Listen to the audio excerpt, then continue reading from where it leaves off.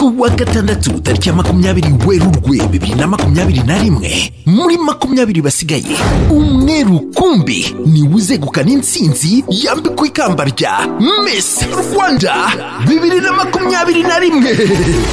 Muzacikwe na finale izaca live isaa 1 z'ijoro kuri KC2 ku buntu no ku rubuga rwa YouTube Miss Rwanda Official ku kiguzi cy'amadolari 3 gusa.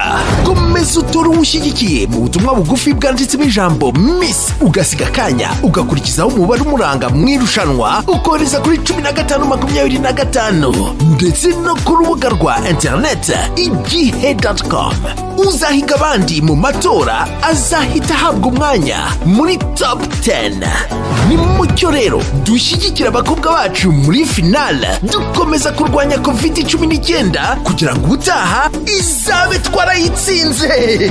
Miss Rwanda 2021 yatewe inkunga na African Improved Foods, Bella Flowers, University of Kigali, Hyundai Rwanda, Volcano Express, MTN Rwanda, La Police Nyamata, East African Promoters, Copa Telecom, The Diamond Smile Dental Clinic, MP's Plaza, Meres Petroleum, Cafe Camellia, Ian Collection, Reg, HD Design, Peter's Bakers, HDI, Keza Salon, Bisa Decor, Smart Design, Magaza Sports Class, Uzima Polyclinic, Auto Express Garage, Tanga Design, Star Times, Inari Conference Arena, Bank of Kigali, financially transforming lives. Na RBA.